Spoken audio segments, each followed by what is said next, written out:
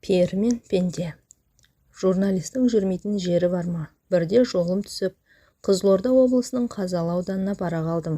Сондағы Нұрсұлтан есімді тарихшы танысымнан адам сенгісіз бір қызық әңгіме естідім. Майын тамызып айтып бергенде аузымды ашып көзімді жұма беріппін. Бұны қайдан естідің дедім, таңданысымды жасыра алмай. Осындағы Бекен ақсақалдан деді ол, ағынан жарыла. Сол кісінің өзіне жолығуға бола ма деймін, қызығушылым одан сайын артып. Неге болмасын? Аузын ашса жүрегі көрінетін көркем мінезді жан деді Нұрсұлтан құрдасым. Бізге құда болып келеді. Мен жіберді десең болды, жылы қабылдайды. Өзі де қонақ, жатырқайтын адам емес. Содан тағат таба алмай, сол күні-ақ түс ауа Бекен қарттың үйіне арнайы ат сабылтып іздеп бардым. Қаланың шет жағындағы 2 қабатты еңселі қызыл үйде тұрады екен. Есікті ақсақалдың өзі ашты. Жасы 80-нен асып кетсе де, әлі тың, бақуатты көрінді. Жүріс-тұрысы да ширақ, сөзі де түзу. Емен жарқын амандасты. Алдымен тарихшы танысымның сәлемін жеткізіп, содан кейін өзімді таныстырып, келген шаруамды айтып едім, сәл жымиды да, бұл өзі ұзақ әңгіме. Мен алдымен намаз оқып алайын. Сен мында отыра тұр деді. Қонақ бөлмеге бастап кіріп, өзі аялдамастан бүйірдегі екінші бір бөлмеге өте берді. Келінжан, шай дайында. Мына бала сонау Астанадан келіпті. Жазушы екен деді, даусын сәл көтеріп. Ауызғы бөлмеден Жақсы ата деген әйелдің сыңғырлай шыққан даусы естілді. Мен жасыл барқыттан тысталған диванға қонжия кеттім де, жан-жағыма бағдарлай көз тастадым. Қақ төрде қызыл қоңыр гарнитур тұр. Ішкі жағына әртүрлі шыны ыдыстар қойылған. Сол жақ қабырғаны сан түсті бояумен түрленген түкті кілем тұтастай жауып тұр. Ал оң жақта рамаға салынған ескі фотосуреттер ілінген. Ортада үлкен үстел. Бір кезде басына ақ орамал жартқан орта жастардағы қараторы келіншек кірді. Сыпайы амандасты да дастархан жайып шай жасай бастады. Көп ұзамай ақсақал да келді. Әйел буы бұрқыраған шәйнекті алдымызға қойды да шығып кетті. Шайды ақсақалдың өзі құйды. Алдымен қай жақтан қай рудан екенімді сұрады. Мен ештеңе жасырғам жоқ. Содан соң барып негізгі әңгімеге көшті. Иә, дұрыс айтасың балам. Оның адам сенгісіз әңгіме екені рас. Бірақ мен өтірік айтатын адам емеспін. Кәрі қойдың жасындай өмірім қалғанда жалған сөйлеп пұшпаққа шыға қоймаспын деді. Салмақтай сөз саптап. Жоқ ата, о не дегеніңіз? Мен сізге толық сенемін дедім. Сөзімді нығырлай түсіп. Айта беріңіз. Ендеше тыңдап алам. Бекен ақсақал әңгімесін бастады. Қайта-қайта шоқша сақалын тарамдап қояды. 60-қа таяп қалған кезім. Ол кезде бәйбішемнің көзі тірі. Ұлды ұяға, қызды қияға қондырып, мойнымыздан ауыр жүк түскендей алаңсыз ғұмыр кешіп жатқан күндердің бірінде аяқ астынан кенже келінімнің денсаулығы сыр беріп, сырқаттанып қалмасы бар ма? Алғашқында онша мән бере қойған жоқпыз. Бірте-бірте мінез құлқы өзгеріп, күйде ұстамасы ұстап қалатын болды. Сөйтсек, құс аурумен ауырады екен ғой байқұс бала. Құс қайтқанда немесе қайтып келгенде дерті тіпті қозып кетеді екен. Жалпақ тілмен айтқанда көтеріліп ауырады. Содан қаратпаған дәрігеріміз, апармаған ауруханамыз қалмады. Бірақ ем қона қоймады. Сөйтіп жегеніміз желім, ішкеніміз ірің боп жанымыз жадып, жүдеп жүргенде әлдебіреулерден Қазалыда үлкен бір бақсы бар. Зікір салып, құс ауруын емдейді дегенде естідім. Кеңес дәуірінің дүрілдеп тұрған кезі. Онша сене қоймасам да кейін бармағымызды тістеп қалып жүрмейік деген оймен бағымызды тағы бір мәрте сынап көргім келді. Ол кезде біз көрші ауданда тұратынбыз. Содан бір құдайға сыйынып, ұлымыз екеуміз келін баланы ескі жигулиімізге отырғызып алып, Қазалыға жол тарттық. Сұрай-сұрай Меккеге де барарсың демей ме? Оған қарағанда мына тұрған жер емес пе? Бақсыны тез таптық. Жеркепе сияқты кішкентай тоқал тамда тұрады екен. Сыртынан шелек, шылапшын сияқты темір терсекпен жамап жасқап, бастан аяқ қаптап тастаған. Есігінің алдында ит, мысық, тауық, қаз сияқты үй жануарлары қаптап жүр. Бақсының аты Паудин екен. Қазақ па өзі деймін есіміне қарап. Нағыз қазақ. Қазақ болғанда да міне мынау қазақ деп ұялмай көрсететін түр тұлғасы келісті адам екен. Сол кездері 80-ге келсе де, қолда аяққа тұрмай лыпып тұр. Көзі сондай өткір, жүзіне тура қарай алмайсың. Құдай бойына ерекше күш қуат берген жан екені бірден аңғарылады. Баппен сөйлеп, бәрін ынты-шынтысымен түсіндіреді.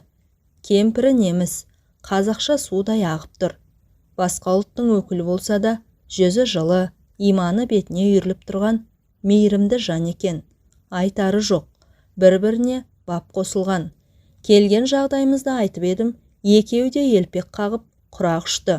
Адамды жылы сөздермен ақ емдеп жіберетіндей. Бақсы тек қана жасыл түсті қазақы киімдер киеді екен. Басында жасыл пүлішпен тысталған үкілі құндыз бөрік, үстіне жасыл бешпент. Иығына іліп алып жүретін құндыз жағалы ұзын шапаны мен іш жағынан киген жейдесінің өзі жасыл матадан тігілген, бұтында жарғақ шалбар, аяғында кебісті мәсі. Қолында жыланның қабығына ұқсас сұрғылт затпен қапталған ұзын аса таяғы бар екен. Ауруларды сомен түртпектеп емдейді екен. Келінімді көріп, түшкіріп пысқырып отпен аластап, сумен ұшықтады. 7 түрлі шөпті суға қайнатып, оған сүт қосып, сон ішкізді. Сонымен не керек? Бір апта оқып, барын сала ем-домын жасады. 7-ші күні мені жеке шақырып алып, еш уайымдама. Келіннің толық жазылады, бірақ енді аздаған демалыс керек. 3 айдан кейін тағы да бір рет әкелерсің. Ал қазір бара беріңдер. Сәл кідіріп барып, салақсып жүрме. Ем толық аяқталған жоқ. Егер қайтып әкелмесең, ауруы қайтадан қозып кетуі мүмкін. Онда обалы сенің мойныңда, деді, қатаң ескертіп. Осыдан кейін жан қалама. Бақсыға ризашылығымды білдіріп, айтқан уақытында қайтып әкелетінімді айтып, уәде беріп аттандым. Қуанышымыз қойнымызға симаса да, әбден шайлыққан көңілде, күдікте жоқ емес еді. Үйге қайтып келген соң ойланам. Бақсының жүзі таныс, бір жерден көрген сияқтымын. Қайдан көрдім? Олай ойланам, былай ойланам. Әбден басым қатты. Содан бір кезде есіме түсті-ау. 1941 жылы Ұлы Отан соғысы басталғанның өзін де жақсы білерсің. Ауылдағы жас жігіттерді кезекпен майданға шақырта бастады. Сол жылы қыршындарынан қиылған талай боздақтың сүйегі елге қайтып оралып жатты. Содан аудандық комиссараттан әскерге шақыру туралы қағаз келгенде соғысқа барғымыз келмей, 3 жігіт алдын ала ақылдасып алып, ажалдан қашқан Қорқыт бабамыз құсап қашып кеттік. Қазақстан мен Қарақалпақстанның ортасында Қызылқұм құмы жатыр. Осы Қазалы ауданының аумағы ғой. Ол кезде елсіз, құла түз, қу медиен болатын. Сол Қызылқұмның ішінде қашып жүрдік. Сондағы кәсібіміз не дейсің ғой? Қызылқұмның ішінен адамдар ары қарай астық тасиды. Бері қарай әртүрлі зат бұйымдар әкеледі. Соларды торуылдаймыз. Шіркін, жастық не істетпейді. Маңайдағы ауылдарға жақындап келіп, шетте ұшыққан малдарды айдап әкетеміз. Сөйтіп, күн көріп жаттық. Бір керуеннің соңында таман қалып қойған кәрі аттанды ұстап алып мініп жүрдік. Қосымыз бар. Соны түйеге артып аламыз да, ізімізді жасырғансып, әрі-бері көшіп қонып жүреміз. Бір жерде көп тұрақтай алмаймыз. Тым ұзап кетпейміз де. Адамдардың көзіне түсе бермеуге тырысамыз. Қысты күнде де құмның іші онша суық болмайды. Қосымызға от жағып отыра береміз. Қызылқұмда не көп, сексеуіл көп. Аң аулайтынымыз тағы да бар. Енді қайтеміз, өлместің қамы. Осылай қысты өткіздік. Күлімдеп көктем шықты. Бір күні қосымызды үлкен бір құмның етегіне тігіп тастап, шай ішіп отырғанбыз. Көз көрім жерден шұбатыла шыққан түтінді байқап, ананы қараңдар, шамасы біреулер өтіп бара жатыр-ау, дедім жерден жеті қоян тапқандай.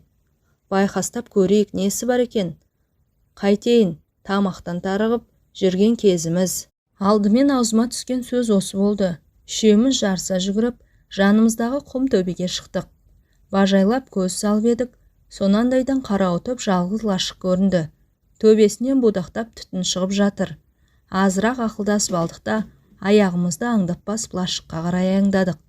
Сырттай қарағанда ешқандай тіршілік нышаны байқалмайды. Кіріп шыққан адам аяғының ізі де жоқ.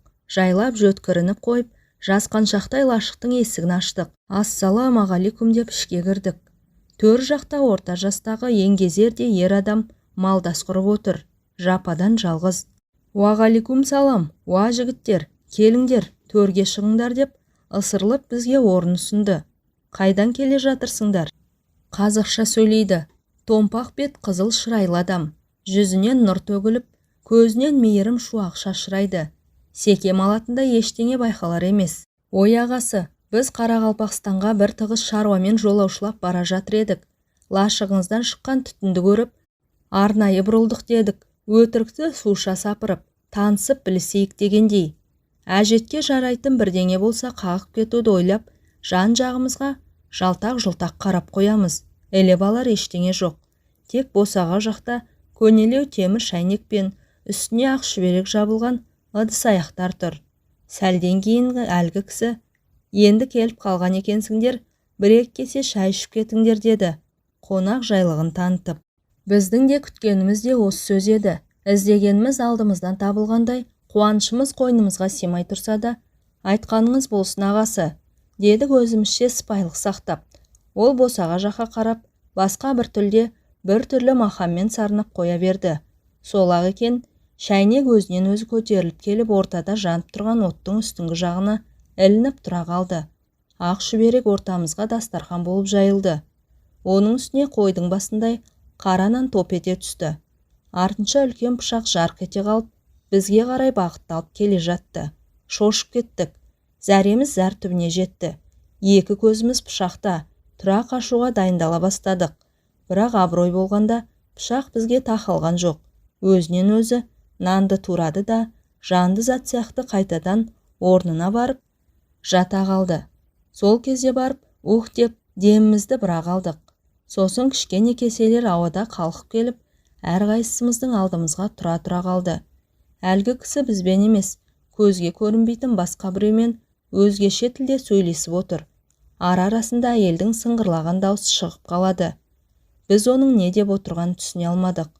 Аздан соң бұрқылдап қайнап бастаған шәйнек көтеріліп келіп, кесемізге кезекпен шай құя бастады.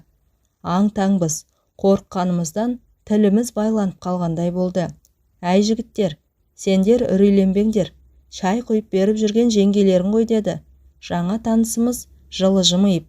«Сосын тамақ батсын ба, құйылған шайдан ұрттағанымыз да жоқ. Тезірек қарамызды батыруды ойладық. Аға сау болыңыз, аман болыңыз деуге ғана шамамыз әзер жетті. Біз түрегеліп жатқанда ол асып саспастан: «Әй жігіттер, келмей жатып не болды сендерге? Астарыңнан су шықты ма?» деді жайбарақат түрде. Біз оның сөзіне жартып жауап та қатпастан құрғақ рахметті жаудырып, алды-артымызға қарай зытып отырдық. Тіпті қоштасуға да мұршамыз келмеді. Судан шыққан саршынақтай сүмірейіп қосымызға қайтып келіп, «Мынау жын ба, пері ме?» деп қарадай қорқып жаттық. Бойымызда үрей биледі. Түні бойы әрнені бір ойлап көзіле алмадық. Адам сенетін нәрсе емес қой мынау. Сірә бұл жын болу керек. Бізді Құдай сақтаған шығар дейміз бір-бірімізге. Мұндайды көрмек түгіл естіген де емеспіз. Ертесіне қосты тез арада жықтықта түйеге артып алып, бәледен машайық қашыпты дегендей, тұрған жерімізден едәуір ұзап кеттік. Тіршілік етуге ыңғайлы бір жерге келіп қосымызды қайта тіктік. Ішімізде еті тірі, қу тілді бір жігіт бар еді. Соның аяқ астынан батырсынып шыға келмесі бар ма? Қорыққанға қос көрінеді деген. Бізге жалғыз адамнан қорқып не болды өзі? Бұл масқара ғой. Айтудың өзі ят. Мен білсем, ол да бір көз бояушы алаяқ. Онда ешқандай тылсым құдірет жоқ. Қайта барып, мән-жайды анықтап сұрайық. Айтса айтар, айтпаса тонымызды шешіп алмас. Несіне қорқамыз деді. Бойына бір ерекше желп біткендей желпініп. Екінші жігіт те оны қостап: «Иә, айтқанның көңілге қонады. Барсақ барайық, бірақ түйе мен қосты осы жерге қалдырып кетейік» деді сақты ойлап. Мен қанша жүрексінсем де, намысқа тырысып ешқандай тоқтау сала қоймадым. Бір жағынан бұл құпияның сырын білгім келді.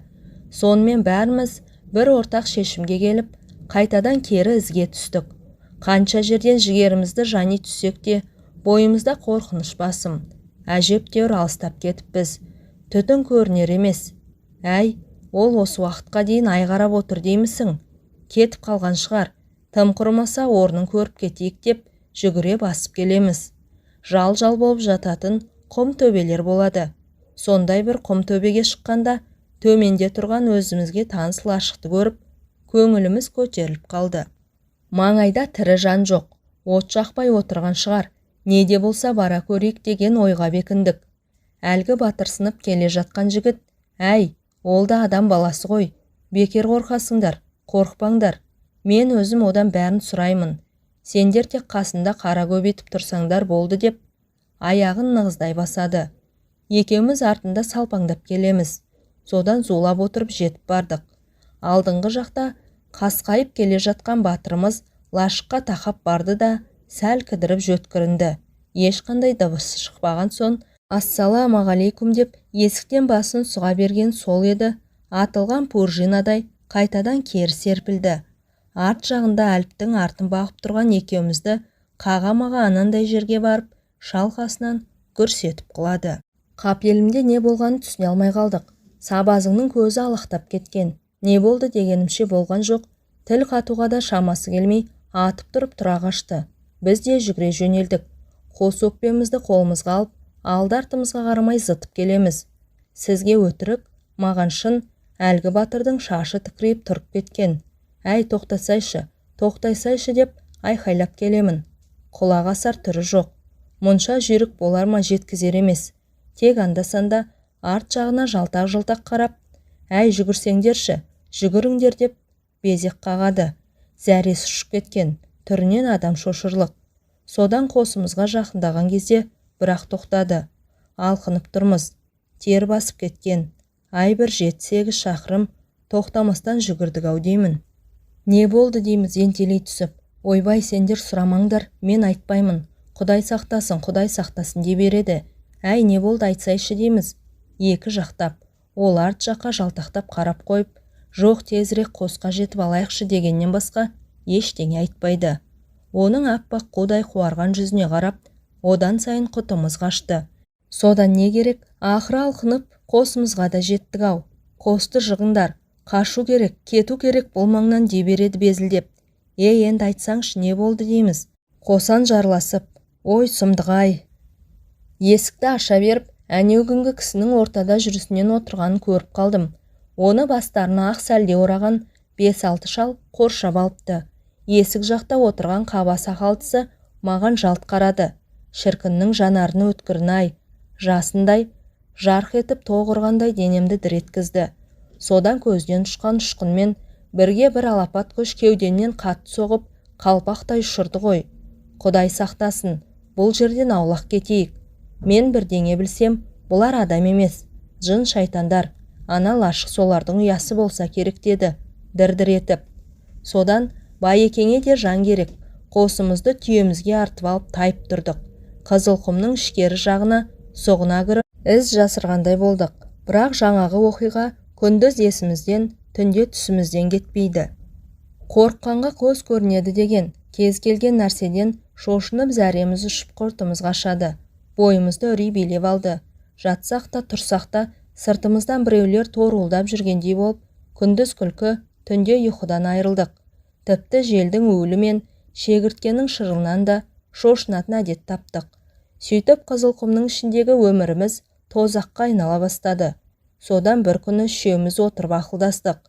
Бүйтіп жүре берсек, бәрібір бір күні болмаса бір күні жүрегіміз жарылып, жанымыз жаһанамға кетер. Қашып пысып жүріп, айдалада арам қатқанша, қан майданда ерлік жасап, абыроймен өлейік деп шештік те, сүмірейіп-сүмпейіп ауылға қайтып келдік. Соғыс әлі жүріп жатқан кез. Әке шешеміз болмаса, елде бізді кім емреніп күтіп отыр дейсіз? Әскери адамдар өте суық қарсы алып, соғыстан қаштыңдар деп, айып батальонына айдап жіберді.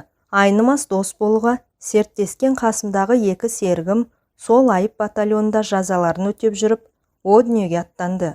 Ақсақалдың даусы дірілдеп, кіреукеленген жанарына жас іркілді. Қалтасынан умаждалған қол орамалын алып, көзін сүртті де, ауыр күрсініп, сөзін қайта жалғады. Ал соғыс біткен соң, маған кешірім жасалды. Сөйтіп туған ауылыма аман есен қайтып оралдым. Елге келгеннен кейін көп ұзамай үйленіп, шаңырақ көтердім. Бала шағалы болдым. Уақыт зымырап өте берді. Шынымен де адамның ғұмыры қамшының сабындай ғана екен ғой. Содан балаларымның бәрі үйлі баранды болды. Өмір ғой, өмірде не болмайды дейсіз. Кенже келімнің сырқатына байланысты Паудин бақсыға барғанымды жоғарыда айттым ғой. Жүзі таныс, бір жерден көрген сияқтымын. Содан ұзақ ойланып, ақыры есіме түсті ғой. Сол баяғы Жапандағы жалғыз лашықтың ішінде отырған кісіге қатты ұқсайды. Кескін келбеті, түр тұлғасы, тіпті даусымен сөйлеу мәнеріне шейін осыдан 40 жыл бұрын көрген жұмбақ адамды көз алдыма айнытпай келеді. Алғаш кезіккенде оның жасы 40-тарда болатын, ал мен келінімді емдетуге апарған кезде 80-ді алқындап қалған шал еді. Сырлы аяқтың сыры кетсе де, сыны кетпейді демекші, кәрілік жеткенмен жеңе алмаған. Сақал шашы ағарып, маңдайы әжімденгенмен, жүзі сол бәз баяғы қызыл шырайлы қалпы. Содан үйімде тыныш жата алмадым. Қызылқұмдағы лашықта көрген кісі осы болуы керек деген ой қайта-қайта мазалай берді. Жазған құлда жазық жоқ. Содан 3 ай уақыт өткен соң келінімді алып тағы да бардым. 1 апта ем-домын жасады. Обалы не керек? Барып салып бәйек болып. Кетер күні бақсыға жеке барып, алдымен келінімнің жағдайын ашық айтуын өтіндім. Келіннің ауруынан құлан таза айығады. Бірақ енді намазға жығылсын, таза жүрсін деді. Байыппен тіл қатып. Сонда қайтып ауырмайды. Ақсақал, сізден тағы бірдеңе сұрайын деп едім. Қалай қарайсыз дедім, жорта сөйлеп. Ол кезде менің жасым 60-қа таяп қалған. Иә, айта бер, құлағым сенде деді, жылы жымиып. Не сұрайын деп отырғанымды алдын ала біліп отырған сияқты. Мен күмілжіңкіреп, аз-маз кідіріп қалдым да, бойымдағы бар күшімді жиып, 40-шы жылдардың басында соғысқа барудан қашқан 3 жігіт Қызылқұмның ішін біраз шарлап едік. Бірде құпия бір лашыққа тап болып, таң тамаша күйде қалғанбыз. Соның ішінен сізге қатты ұқсайтын бір адамды көріп едік. Қателеспесем, сол сізсіз-ау, оны қайдан кейін көрген жоқпын. Дедім сөзімді нықтай түсіп. Бақсы басын төмен сала, үн-түнсіз отырып қалды да, аздан соң, ой бауырмай, есте сақтау қабілетің сондай күшті екен. Қателеспедің деді. Кеудесін кере, ауыр күрсініп. Иә, ол мен едім. Сол бір оқиға әлі күнге дейін ойымнан кетпей жүр. Есіме түссе, күндіз түгіл түнде түсімнен шошып оянам. Егер құпия болмаса, сол бір жұмбақтың шешімін өзіңіз айтып бермейсіз бе дедім. Сынай қарап, ол жерде не істеп жүр едіңіз? Бақсы еш бәлденген жоқ. Сол баяғы сабырлы қалпын сақтап, оның құпия дәнеңесі жоқ. Егер шынымен білгің келсе айтайын, деп кең тыныстап, тамағын кеней, жөткірініп алды да әңгімесін бастады. Әкемді осы Қазалының маңайындағы елдің бәрі біледі. Әрине көзін көргендердің көбі дүниеден өтіп кетті. Ол кісі ерекше қасиеті бар, әулиелік дарыған, атақты бақсы болатын. Қара дүкен ұстаған, қызған темірді тілмен жалайтын адам болған. Сол қара дүкеннің ішінде аруақтар болған. Негізгі бақсылар ислам дінін онша мойындамай қоймаған ғой. Солай бола тұрса да, әкемнің қойнында Құран жүретін, алақандай ғана сырты жылтыр кітап. Кезінде Самарқаннан алдырғам деп айтып отыратын. Бұл Құран қамқоршым, қорғаншым деп ешқашан жаныңнан тастамаймын.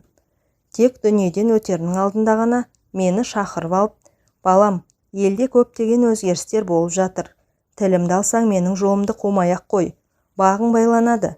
Кеңес өкіметі бақсы балгерлікті қолдай қоймайды.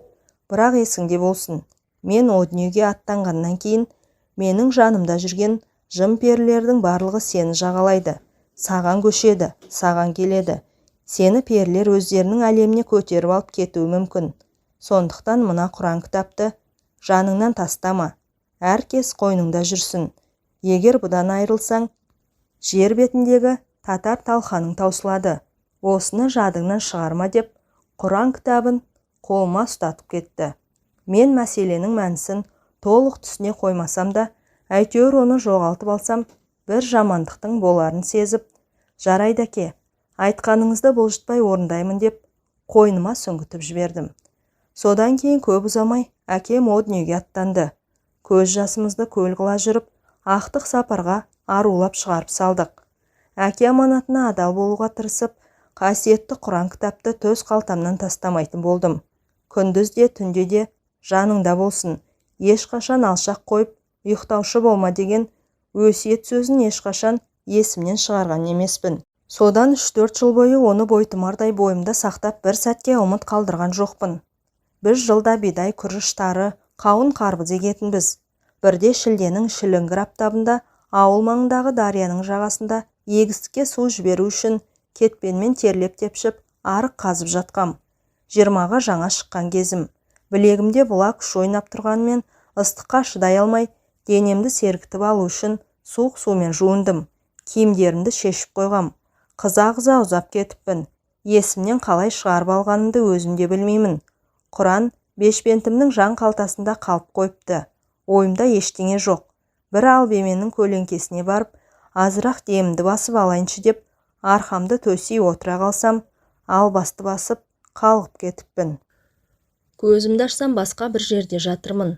Жұмақ па дерсің, жер дүниенің бәрі жап-жасыл. Басымды көтеріп жан-жағыма жалтақтай қараймын. Маңайымда бөтен тілде сөйлейтін бейтаныс адамдар жүр. Түрлері де, киімдері де өзгешелеу. Жер бетіндегі тіршілікке мүлде ұқсамайды. Өзге әлемге өтіп кеткен сияқтымын. Менің оянғанымды байқап қалса керек. Басына сәлде ораған, орта жастағы еңгезерде еркек қасыма жақындап келіп, «Паудин» деді күлімсіреп. Мен сасқалақтап, орнымнан атып тұрдым. Арманымыз сен осында әкелу болатын. Соған қол жеткіздік. Сен перілер еліндесің. Саған сүйкімді қызымды беремін. Сүйікті күйеу балам боласың. Бізбен бірге тұрасың. Содан не істерімді білмей, жан таласып жан терге түстім. Бұлқынып бұлай жүгірдім, жұлқынып олай қаштым.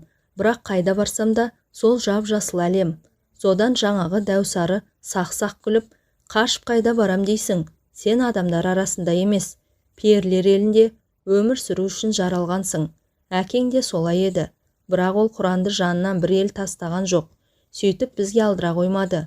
Ол кәдімгі қазақ тілінде, яғни маған түсінікті тілде сөйледі. Әйтпесе олардың тілі мен сөйлеу мәнері мүлде бөлек екен. Содан не керек?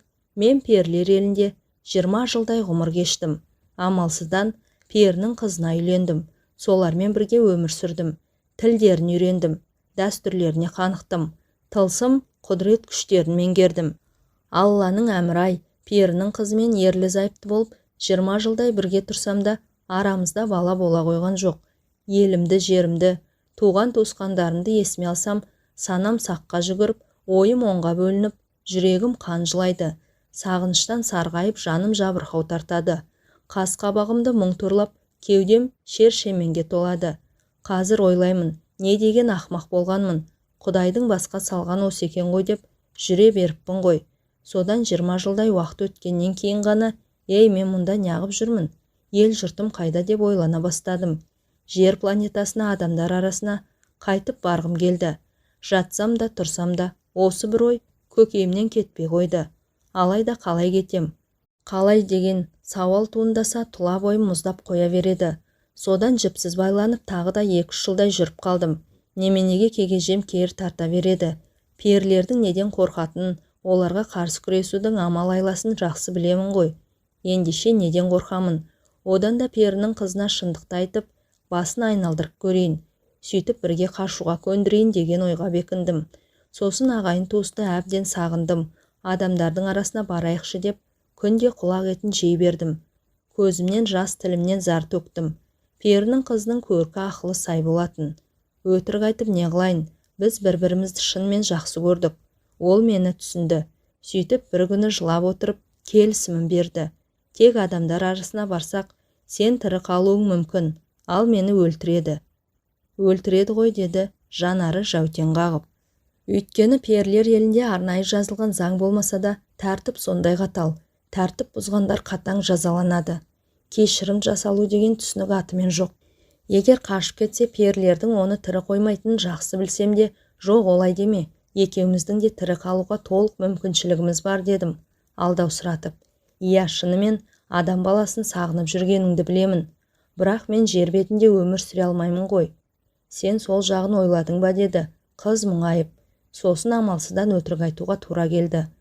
Адамдар арасына барып шамалы ғана уақыт боламыз да кері қайтамыз. Мен адамдарды көріп, мауқымды бір басып келейінші дедім. Бетім бүлк етпей. Әрине ол сене қойған жоқ.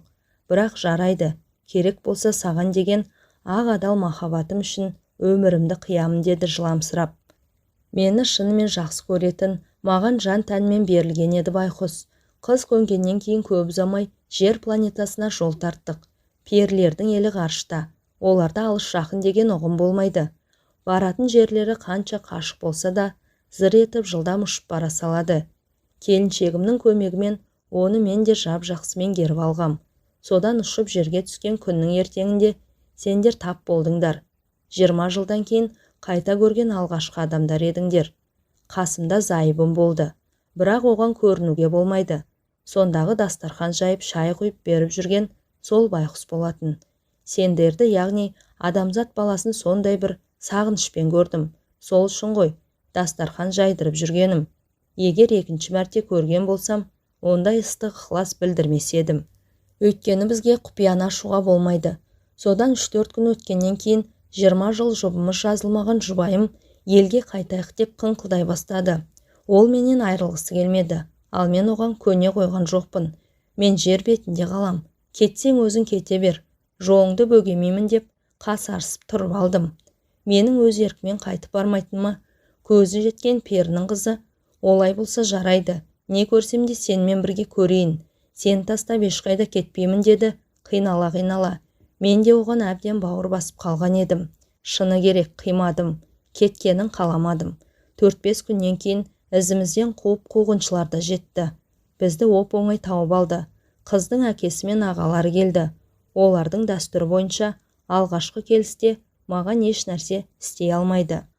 Алдымен қыздарын өлтіріп алып кетеді. Сосын екінші рет қайыра келген кезде мені де қатаң жазалайды.